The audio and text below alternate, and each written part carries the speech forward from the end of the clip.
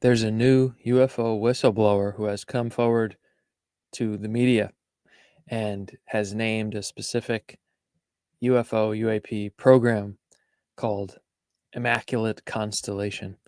We're going to get into this video down to the primary source, which is this article in the publication called Public by the journalist Michael Schellenberger, who claims that he spoke with this whistleblower. And so that's what we're going to talk about in this video. First part of this video, we're going to talk about the actual article. And then in part 2 of this video, Michael Schellenberger, the journalist, he actually went on to the Joe Rogan show. We're going to get into it. We're going to look at the details and what they really tell us. Because what I like about the Joe Rogan podcast is it's significant from a mass media perspective. And for example, there's millions of people that watch it. I mean, Rogan is the biggest podcast right out there. So it's significant in how the topic is discussed and what's said, because that's how it kind of filters down to the public, to the masses to some degree on this topic. And also when people go and speak there, in general, they're in a little bit more of like a laid back setting. They kind of open up more than like, say like a news station interview spot. So it's a unique format to read between the lines about when guests go on the Rogan podcast. Without further ado, let's get into Immaculate Constellation. Before we go, actually, I just want to say I think the name is kind of interesting. It clearly has this religious connotation to it. And I find that interesting when we've heard now from both Lou Elizondo and Jay Stratton saying that there's some kind of religious group in the Pentagon who made it difficult for them to continue their UAP study programs in the government. Both of them said that, and there was even referenced this group had a name in the Lou Elizondo Ross Coulthard interview. So I find it interesting that the first name of a program that comes out is Immaculate Constellation, which is obviously has a Christian religious connotation to it. Now, another side note before we move forward here is that, and this was pretty interesting, apparently back when Grush came out with his story in June of 2023, there was a Google search spike in the term Immaculate Constellation, and apparently it was traced to the area around Wright-Patterson Air Force Base. Now, I haven't had the time to fully investigate this claims, so I can't say with confidence that they're 100% legitimate, but those are the reports that I've seen so far, is that this apparently really did happen. And so it makes you wonder, if Grush came out and then people who maybe knew about this program were wondering if it had to do with that and started searching it. But there was that spike in Immaculate Constellation and then it went back down. And obviously now it's been publicly revealed. So there's all that and different stuff to think about. But let's get into it here. And apologize if I'm a little slow today, a little slow moving this morning. I've got a day full of classes ahead, but I wanted to get this video out. I put together these notes last week, so before it just passes over. All right. So the article is written by Michael Schellenberger in the online publication called Public. Yeah, basically this was about a new UFO whistleblower. So a current or former U.S. government official acting as a UAP whistleblower. The person has written a report that says the executive branch has been managing UAP NHI issues without congressional knowledge, oversight, or authorization for some time, quite possibly decades. All right, so this is a former U.S. government official, which leaves it wide open to what kind of position this person had. And I don't love the phrasing quite possibly decades, because we know that this has been going on for quite a long time. These individuals have revealed the name of an active and highly secretive DoD unacknowledged special access program. The whistleblower alleges that the DoD created the USAP called Immaculate Constellation in 2017 after the New York Times published an article. That's the famous article, revealed ATIP. The report shared with Congress says Immaculate Constellation serves as a central or apparent USAP that consolidates observations of UAPs by both tasked and untasked collection platforms. So I think we have to keep this in mind. And then watching a handful of videos of coverages on this Immaculate Constellation story, I think the details are important because it was created in 2017 from the DoD. Okay, so some red flags should go off because it's the DoD who has been the most, by the evidence, has been the most involved in the cover up in modern times right now, in terms of Arrow and in terms of their handling of this issue and their responses, which in many times have just been untenable, their explanations of things or their statements. So the DoD creates this in 2017, very late in the game on this topic. So that should right away, I think, at least we should be understanding that and not just saying, wow, it's Immaculate Constellation. This is the whole UFO program, right? Now, in here, Schellenberger does get who he calls here a former intelligence community official. So that could be any of the intelligence agencies. Who knows which one? Have your pick. Maybe DIA, maybe CIA. Confirmed to public, the newspaper company, the existence of Immaculate Constellation. So he got a second confirmation from another source. And this program is ran out of the Office of the Secretary of Defense. And they don't want to acknowledge it's real. That's very interesting. Ran out of the Office of the Secretary of Defense. That's a pretty big allegation there. Here's where it gets more interesting. The name Immaculate Constellation, Schellenberger reports, is dangerous. He said this in the article. He also said this on the Rogan podcast that this name could trigger government surveillance under the Foreign Intelligence Surveillance Act of whoever publishes it. They won't comment on it, but talking about it will put you in the danger zone. They enforce the secrecy with a lot of vigor. So I guess if that's true, like props to Michael Schellenberger in public, because I guess they just said screw it and published the name anyway, knowing that they might have government surveillance on them. Or maybe there's another story here. I don't know. You know, look, I think we have to really be open-minded to many different possibilities here. And as much as Michael Schellenberger seems like a nice guy, he seems genuine on the Rogan podcast, he seems like a reasonable person. He's certainly publishing information that would put the government and the intelligence community in a difficult position, but it's still not impossible that he's not being used for a particular agenda.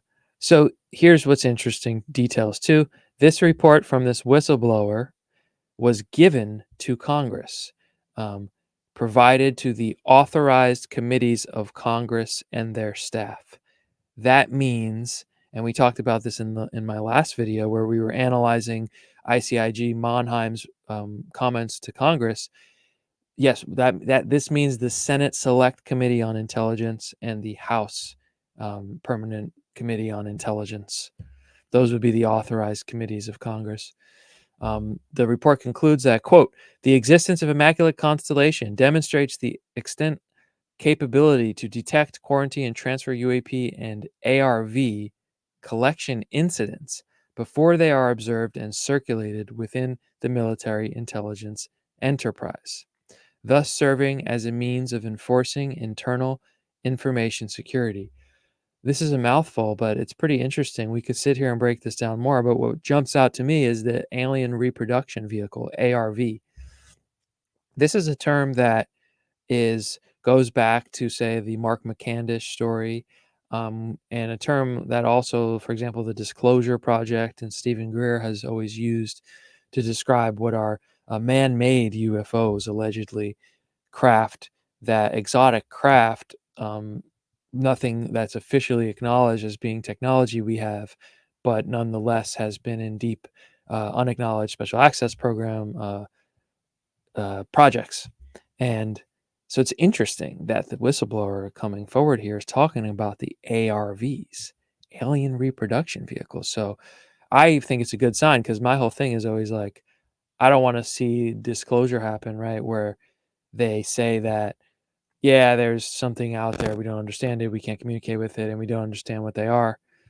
When really it could be true that we've figured out the technology of, say, anti-gravity or something beyond what we currently know publicly, and we even have our own UFOs, and that remains a secret, for more and more decades. So the fact that that is mentioned here is a good sign, right? This is something that Congress has in their hands now. With this hearing coming up, this should be a question. What is an alien reproduction vehicle? Who has them? Who's operating them, right? All right, whistleblowers report said, quote, a significant volume of intelligence reports documenting firsthand encounters with UAP or UFOs by DoD personnel exists within the databases. So that's also significant. This whistleblower saying in this report that was given to the Congressional Intelligence Committees that these are documented firsthand encounters with these craft. It doesn't say NHI here, which is interesting, but it does say craft. Right, they have these databases of firsthand encounters. You don't see many people talking about that, right? But again, that should be focused on at the hearing. Now, this report to Congress describes various UAPs from 1991 to 2022 and includes all the different shapes and so forth. So that's interesting. Certainly that's interesting. But we do have to remember that this goes back all the way to 47, at least 45, really earlier in some cases, but in a military sense, at least to 45 with the Foo Fighters over Germany. So, all right, 91 to 2022, that's a very limited data set of information, but okay. This story kind of leads with the threat narrative.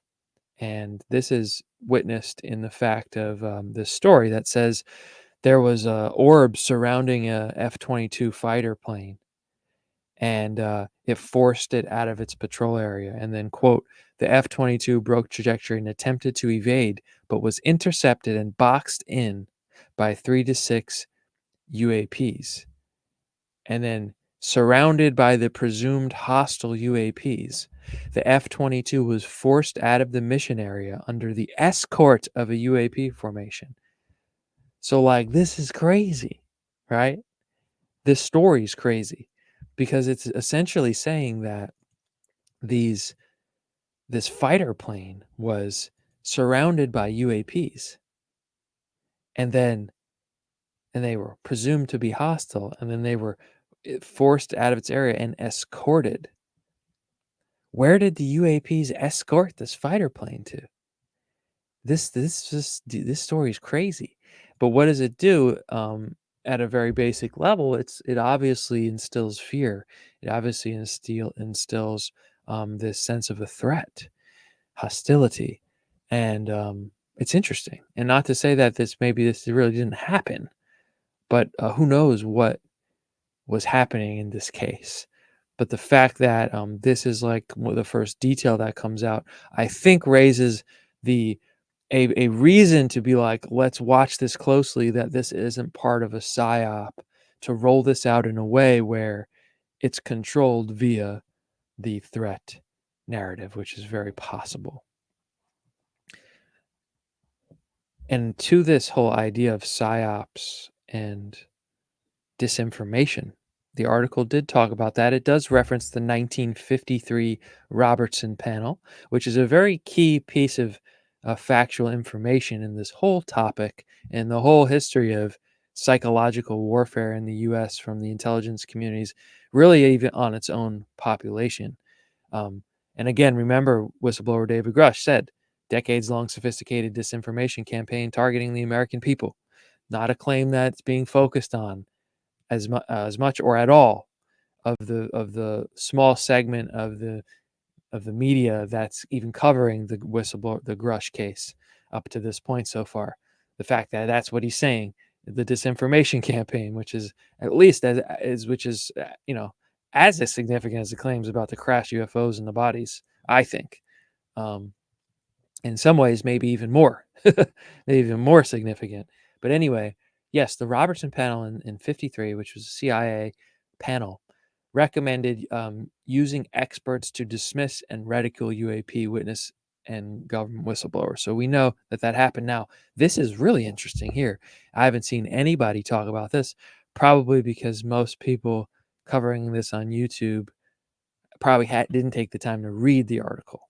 And we kind of have like this echo chamber of just reporting on things as they pop up. But anyway, maybe I'm wrong.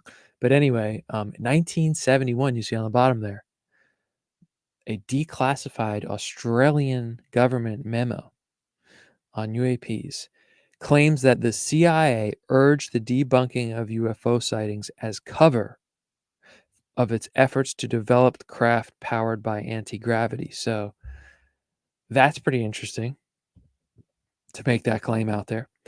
And I haven't heard of this Australian document, but basically they were going to use Project Blue Book to debunk UFOs, and they used it for the Avro flying saucer, which didn't work.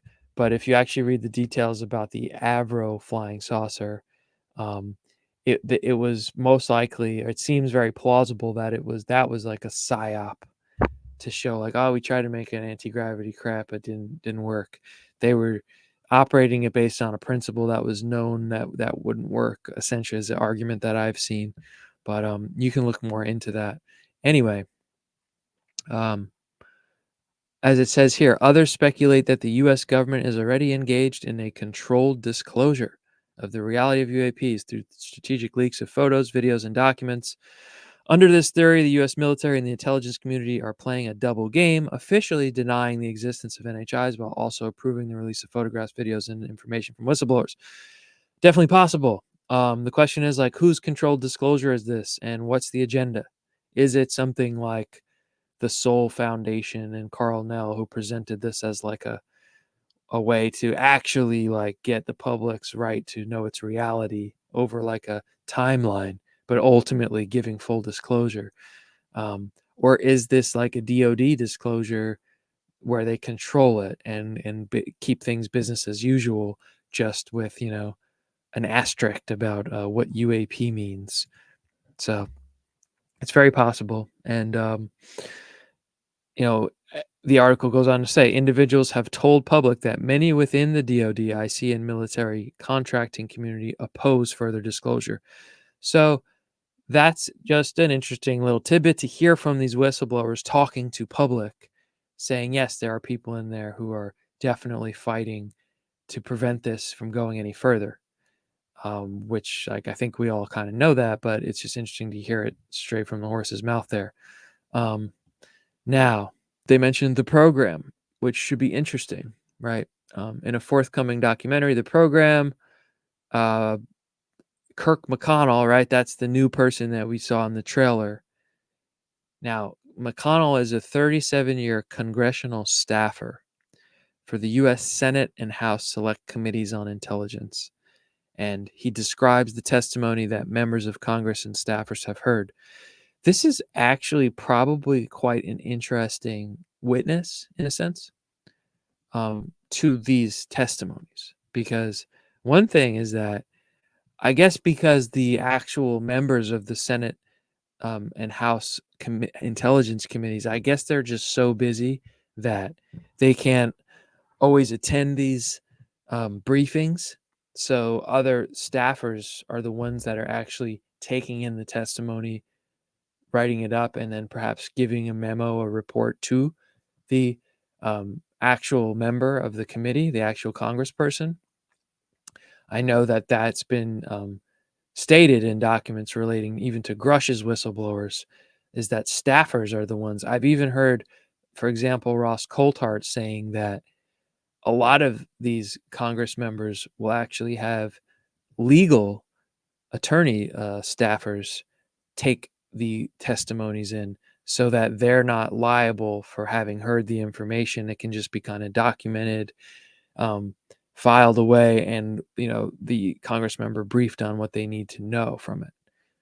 So Kirk McConnell, although he's not a general or a Secretary of Defense or anything high up like that, he is in a very interesting position to have heard what all these people have come in and told the intelligence committees, which could be very important.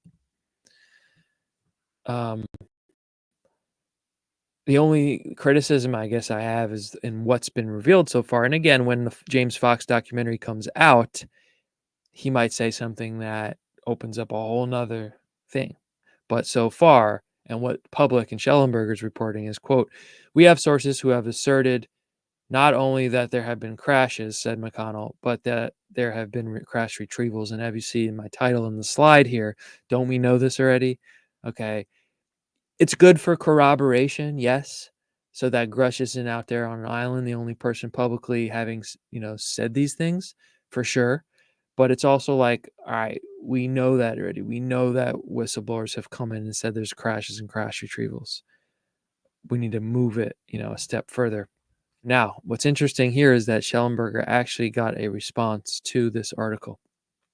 And DOD's response was, quote, "To date, the department has found no evidence of the existence of any classified UAP program, including any special access program or controlled access program related to UAP that had not been properly reported to Congress." So again, probably using perfect legal language to deny knowledge of this in a way that the wording is proper, that they wouldn't be, making a false statement, right? This might be a special access program that's that had been properly reported to Congress, right? Technically, in some way, even though no one in Congress maybe knows about it, or maybe there are a few people in Congress that know about it but are not talking about it because they are keeping it classified as well.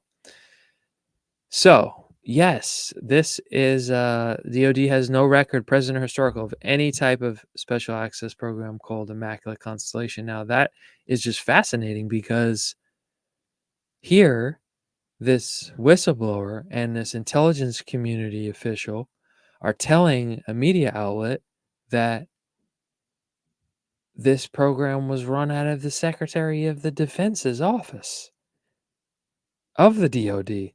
And the DOD, when this comes out, is saying it has no record, present or historical, of any type of program. So, damn, like that is this just totally being made up? It really becomes puzzling as to what the game is here with DOD and how they're going to get themselves out of this. Let's jump into it here. These are clips from Schellenberger's interview on the Joe Rogan podcast.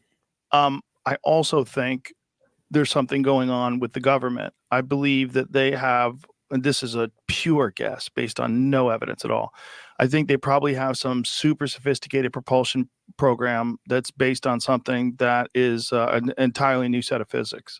It's probably based on some sort of gravity propulsion. There's long been speculation that eventually there'll be an ability to create something that does not rely on conventional propulsion. There's long been some sort of an understanding of a manipulation of gravity. So I think my own personal interpretation of this is that's a positive sign for like a more complete disclosure. The fact that Joe Rogan is coming on knowing he has this huge audience, knowing he's like a mainstream really um, talking head, and for him to be saying that it's very likely and kind of conditioning a lot of people who don't study this topic, maybe perhaps like we do, here in the so-called, UFO UAP community,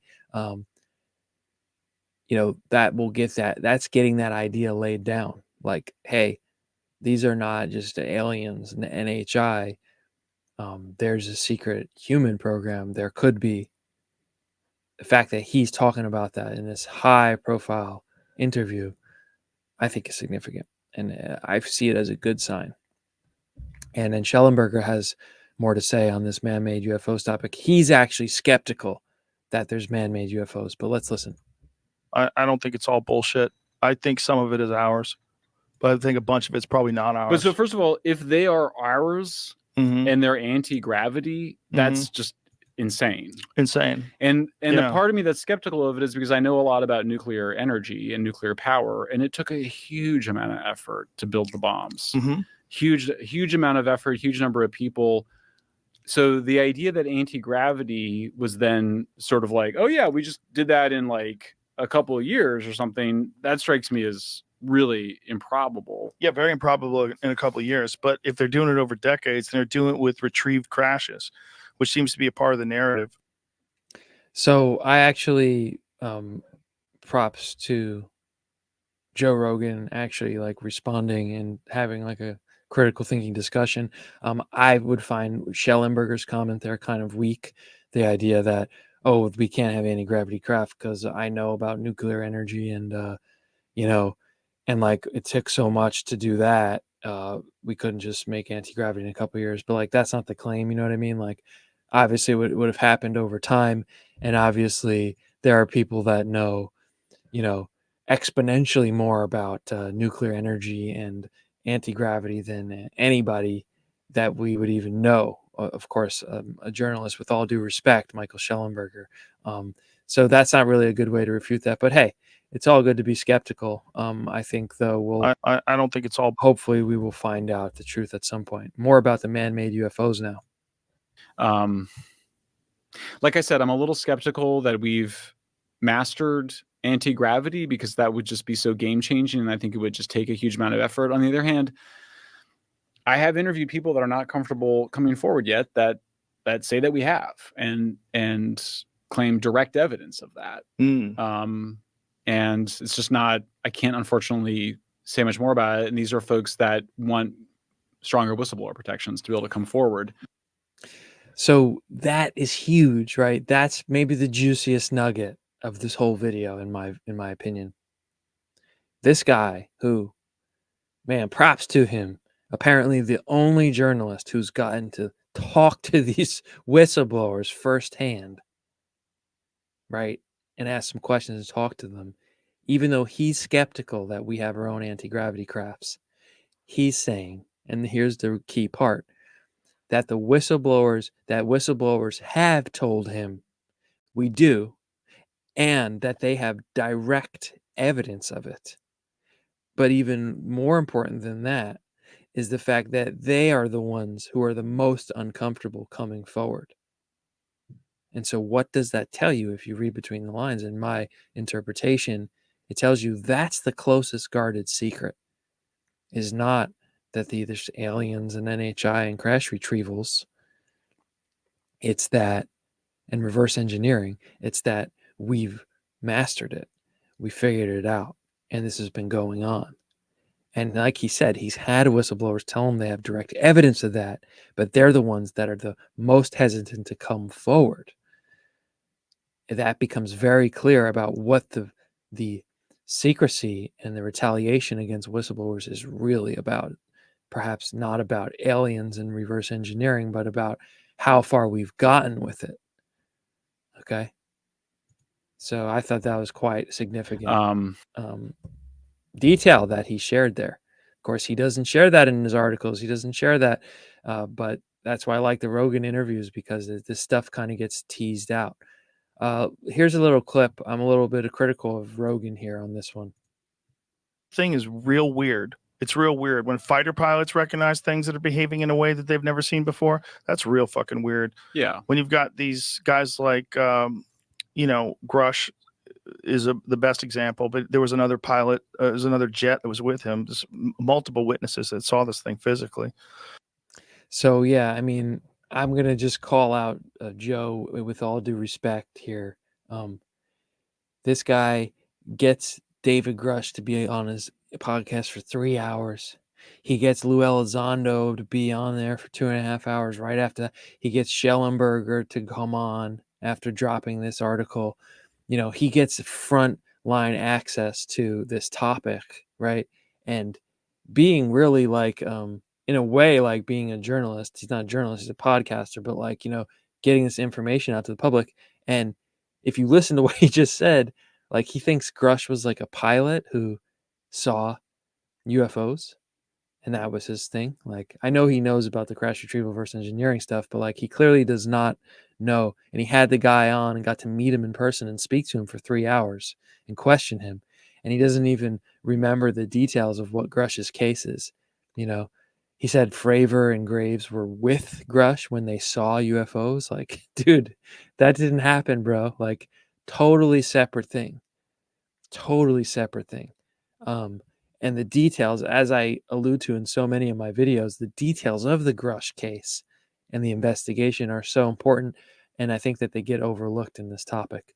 So I had to call Rogan out there. Thing is real. That. So let's move along here. Here they get into the idea that whistleblowers could be disinformation agents, and this is mostly Rogan kind of pushing that point, and which is a worthwhile point to address. AP program. If I wanted to spread misinformation or disinformation, if I was an intelligence agent, I think I would get someone to be a whistleblower. I would sanction whistleblowers. I would tell them, go on podcasts, go on radio shows, go on television, and discuss all these different disclosures. And you can't tell them everything. Your top secret stuff, some stuff you got to keep secret. Boy, I wish I could tell you, but there's more I can't tell you. There's a lot going on. And that's a really good way, I would think, if I was in control of a narrative that I wanted to be continuously slippery. Like, this is a very slippery conversation. Like, you never get to the end of it. And what would be the motivation? Because there's some sort of a program that exists that they want to hide. And the best way to hide it is to continually bring up and then debunk these fake programs for crash sites, for dealing with aliens. I would make a bunch of things that are absolutely provably untrue that could eventually be proved as untrue, attribute them to these people, and then have everything else that gets said about the subject get reduced to nonsense. Because that's essentially what it does. If you start talking about UFOs and UAP program, you're a cuckoo. You're a kook. Until you show me some hard evidence, I've got bills. I got a family. I don't have time for this. And the people that do get really wrapped up in it are kind of kooky. And the best way to keep that kookiness going is to give them a little bit of taste. Give them a taste. Throw them a little breadcrumb trail. I think there's a thing we found. Oh, so you're saying you would do that disinformation if you were covering up UAPs? If I was covering up UAPs, I would have all these people go out and be whistleblowers. Because the more they do it, the more it looks ridiculous. And the more everyone's like, disclosure is imminent, and it never comes. No. It's like Lucy and the football with Charlie Brown. You never get a kick. I don't think it's imminent. Football. Okay. In the interest of time, because I could comment on multiple things there, I would say I think it's good that Joe brings up that point. We know disinformation campaigns are going on. Again, that is part of David. And maybe, again, that's what, going back to the previous slide, right? And showing that Joe clearly did not remember the details of David Grush. He thought he was like a pilot with Fravor and Graves that saw UFOs. Like, part of central to David Grush's publicly announced whistleblower claims is that there has been a sophisticated disinformation campaign targeting the American people that's highly immoral and unethical. So to have one of these, let's say Joe's maybe implying that Grush is one of these PSYOP whistleblowers, implying that they'd have their own whistleblowers submit evidence about, an unethical disinformation campaign by intelligence communities in the U.S. government. Like, that would be just like pretty interesting if they would take it to that length of a PSYOP to even have a whistleblower condemn them for disinformation campaigns. Like, seems a little convoluted, but not to say that something like this Immaculate Constellation whistleblower, that anyone, of course, you better bet that the intelligence agencies are closely watching how this topic is evolving. And you better bet that they're not sitting back just letting it go randomly. So there are definitely actors, right? Think for a moment of all the people we know about, all the whistleblower, all of the officials who have said things, all the different actors, the media, the outlets, the documentary makers, the YouTube, whatever, podcasts. There are definitely some percentage, who knows how much it is, of intelligence agents that are working this scene, and who knows for what kind of an agenda. So do give credit there for just bringing it up to remind us of that possibility. AP program. If you're asking them to disclose stuff that they've been hiding for so long, good fucking luck. Good luck. And if you wanted to create a misinformation campaign, or you wanted to confuse the waters even more, I'd have a bunch of fake whistleblowers. I'd get All right, back to the same point. Yes, maybe. But I do think that his point that I said in the first sentence there is actually really important. Is like, what makes us think that they're going to just give up all the evidence? Like, that's not going to happen. The UAP disclosure bill, I think, is a kind of a nearsighted idea. Maybe even something more sinister, perhaps. By sinister, I mean like they know that that's not going to work, so they're kind of acting on behalf of the secrecy group, whoever that is.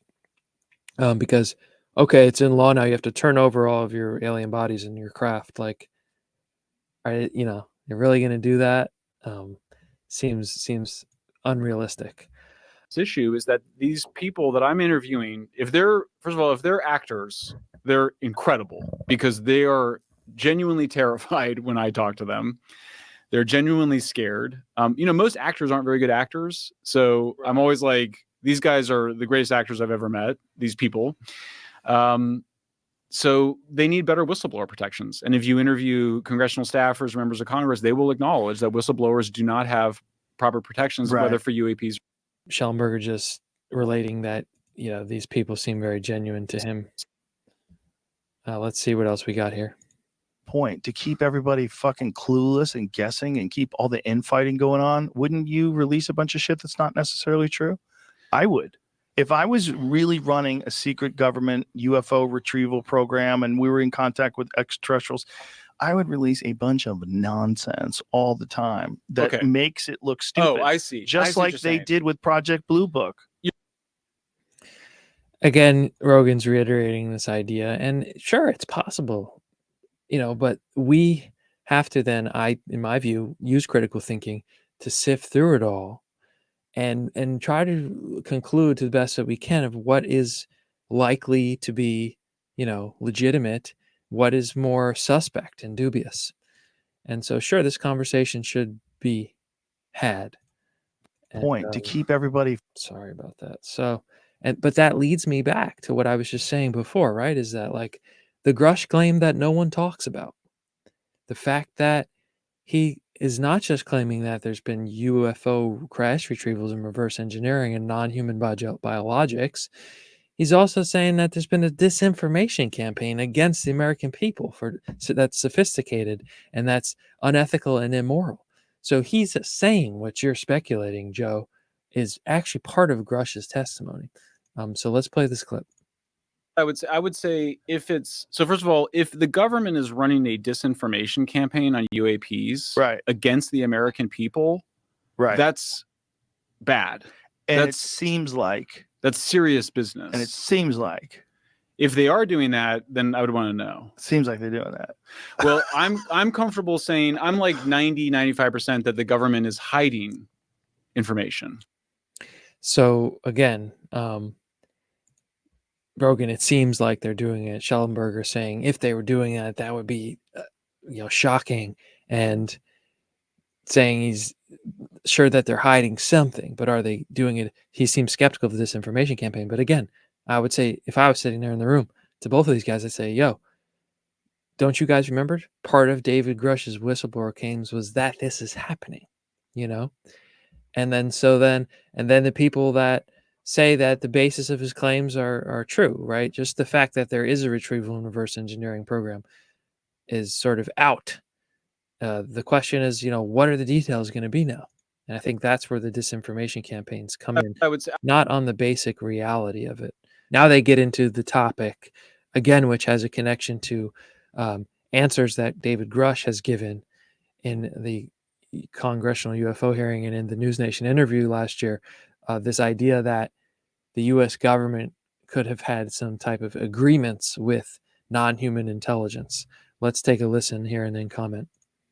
Daddy wants them to do. It depends, because I think that you have a scenario where it goes, again, we're just completely. I'm talking mass hysteria, fear. I don't know. You just kind of if the government's like, look, we've been in contact with them for decades, and here's what they want.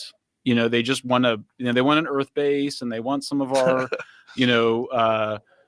whatever. I think if they were like, they're actually, the abductions are all real, and we signed a deal to trade technology for abductions, that could be problematic. Do you think that's real? I don't. I've read that before. That's part of the lore, right? It's part of the lore. Who's making deals with aliens?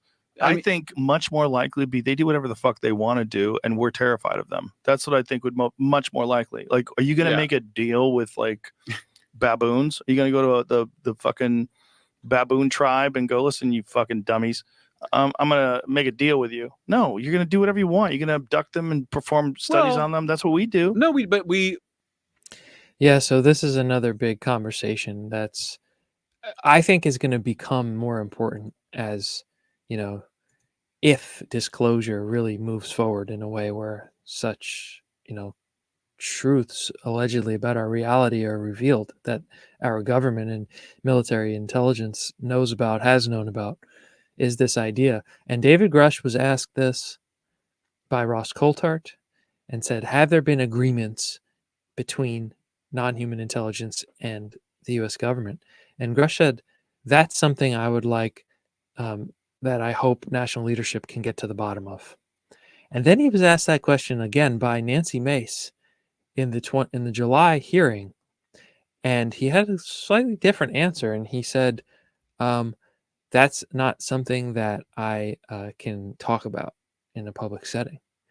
So almost implying that he had some information that might shed some light on whether that's been going on or not. And like Schellenberger says there, yes, it is in the lore, this idea that there was a deal made trading technology for, allowing some humans to be used for experiments and so forth. Look, I personally think even if that was true, that would be something that like gets postponed as long as possible, probably maybe even forever, of telling people, because yes, I think people would go nuts. Maybe they wouldn't go nuts, but that would create a shocking uproar and disturb the economic, political system to a degree that those really controlling this would not want to deal with. So that would try to be avoided. And I've already seen some kind of signs of people playing down that idea. For example, I heard, loved the book that I read by him, Peter Levenda, but heard him on a podcast recently basically arguing that it would be impossible, essentially, that humans and aliens would make an agreement. And I'm a little skeptical just because he comes from that same camp of Tom DeLonge and Lou Elizondo, and the only reason I'm skeptical of them, as I showed in one of my recent videos, Tom DeLonge said back in 2017, he said it twice on the Joe Rogan podcast, and he said it on the Steve-O podcast. And he said that the plan from that group to the Stars Academy and the people in the inside he was talking to, he said the plan was to not tell everyone everything, because he said they shouldn't know everything, but to tell them something in the middle. So the fact that he said that publicly, to me, is just a clear sign that that's got to be part of the agenda of that group, whereas where Christopher Mellon comes from, Lou Elizondo, and Peter Levenda. And I'm listening to him recently, and he's talking about how, how would they communicate with us? They only communicate through pictures with humans. So, but that's not true. Like, I'm not even someone who's studied like all of the contactee literature. Like, I know the general stories. I've read some books, right, that talk about it, but in no way have I like read the gamut of the literature on abductions and contact close encounters, but I've read enough that plenty of people say it's actually telepathic communication, assuming that there's a reality to this all, which I don't know because I haven't experienced it. But that there's like a telepathy. It's not just pictures. So, and to me, and maybe I'm just, reading into it too much, but to me, I'm like, here's Lavenda going on a podcast basically saying we shouldn't take ideas of agreements with ETs seriously, non-human intelligence seriously, because they wouldn't be able to get over the language barrier, which he contradicted himself in anyway, because he was saying like, we shouldn't think of things through a human lens as we understand it. We can't assume to know how they would communicate or how that would work. Yet it's okay, apparently, to conclude that agreements and communication with them would be impossible. So it's just a little weird. And yeah, we really don't know. We do know that, for example, what David Grush said, and we do know what Carl Nell said when he made his public statement, which was that they've been interacting, apparently NHA have been interacting with humanity, and that people with unelected officials, as he put it, in the US government are aware of this. So, and then you've got like the case, say, like of Dan Sherman, which I have a video on Dan Sherman, and I'll even throw that in the description here. But he's a pretty interesting case, and someone who fell off the map. He never became someone who like made money off the UFO subject. And he told a story that if you read the book, it just seems like, I mean, even though it's like science fiction, right? At face value, it seems like a believable story, if there's a reality to all this.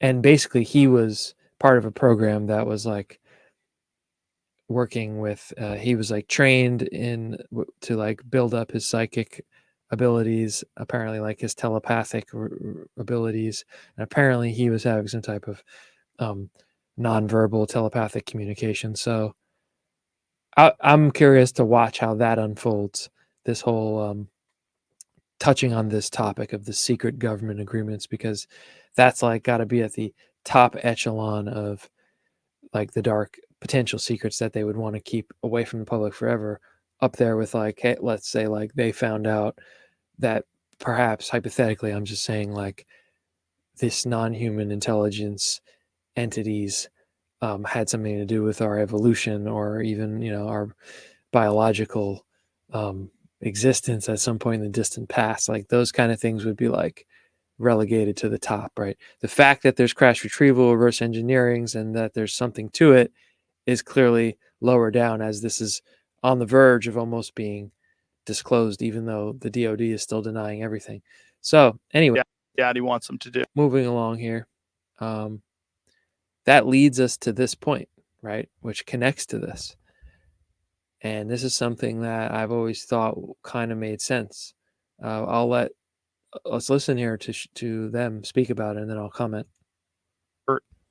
If we're not alone, here's the other thing I'll say. If we're not alone, then the reason that we don't know what they are is because of them and not strictly because of the US government. I think both. Because if we're not alone, then, and they are doing all these things, then they're certainly more than capable of making themselves known. Well, I think one way to ensure that you don't have to kill all the people is to go to the people that have the biggest weapons and say, we're here. Stop fucking around. Leave us alone. And let them do whatever they want to do. But then what are they doing? I mean, that's the thing. That's if they are, if we're probably. Yeah. So again, this is an important thing to think about and talk about. One thing that the UFO researcher Richard Dolan says that I always thought was a unique perspective is like looking at just how many sightings there's been for how many years, and how many of those are like very reliable reports once you even whittle it down to like only 10% of them being like legitimately anomalous and reliable. It's still like a crazy high amount of like thousands and thousands of sightings year after year. And he throws the question out there, which is very important, like what are they doing? you know, what's going on. There's some kind of global activity going on, whether it's humans, whether it's non-humans, whether it's both, which I think it's probably both, whatever it is. It's quite plausibly both, whatever it is. And yeah, like he says there, you know, and after thinking about this topic for so long, you know, it eventually doesn't make sense. It's like, why would the government continue to make themselves look just stupid and incompetent, right? It doesn't really make sense. Like, why would they lie about something and then other people in high positions that have served the country are saying the opposite? And to me, a logical answer is like, what if they are not allowed to? Even, you know, like there's a higher hierarchy. Let's say if there are these beings interacting with Earth, the secrecy comes from top higher in the pyramid, and so the federal government, the DoD, doesn't really have much of a choice. And I think that that's definitely plausible. But I think probably like Joe said there, it's probably both. You probably have human people of power that really do not want people to know about this. And then you probably also have, assuming they exist, non-human entities not wanting people to know for one reason or another. It doesn't necessarily need to be a sinister reason. It could be a reason for our own good. So we really just don't know. And I'll spare us these last clips here. This is basically just, well, we'll end on it. I think it's short. Put out. I appreciate you. I appreciate you opening up the conversation in the ways you have. Honestly, there is no way that the whole society could be having this conversation about UAPs if it weren't for you. True story. Nope, true story. There's plenty of other podcasts would still be talking about it, but thank you. I appreciate it. All right. Bye, everybody. Thanks. Yeah, so just reiterating kind of what I said at the beginning of the video, like it is significant. A lot of people tune in, and it will shape how a lot of people think about it. So, but overall, hey, I got to say, you know, I pointed out the things that I thought I could be a little critical of, but I got to say, overall, I'm actually see some good signs that this might move in a public discourse way into something that might get more at a deeper truth of what is really going on with all of this, and not just like, you know, some limited disclosure or like, you know, a sort of PG rated exposure of this whole secrecy subject. So there it is, folks. That is it for today. And yeah, I had to get this one out before it just got lost on my drive there. And I am definitely a bit drained. I've had several classes today. And but yeah, we'll come back strong with the next one. I appreciate you. And I was happy to see different votes coming on the post. If you're watching this and you go over to the community tab on the YouTube channel, I had put like, what would you like to see a video about? And last time I looked, it looked like the Anunnaki was the leading one, something that interests so many people, and including myself. So I have done a decent amount of research into the Anunnaki and what that really means. And, you know, my whole approach, if you've watched the channel long enough, is, you know, I'm really about just getting down to the primary sources. You know, I approach this from, you know, I'm a historian, I'm a professor of critical thinking. So this is kind of like what I do. And so I apply those same skill sets that I teach year after year to this topic, and not only teach, but engage in and continue to learn and improve on. So this is a really challenging topic because there's so much information, and there's such a huge container of information, but you have to really whittle it down to like what is reliable, what is what, you know, who said what, who are they, and it becomes very complex. In any event, yeah, it'll be cool, and I'll start working towards getting that video out. it's definitely something I want to talk about more. So thank you for those of you who voted there. And yeah, let me know what you think about any of this. I appreciate you. Have a nice day, and I'll see you in the next one.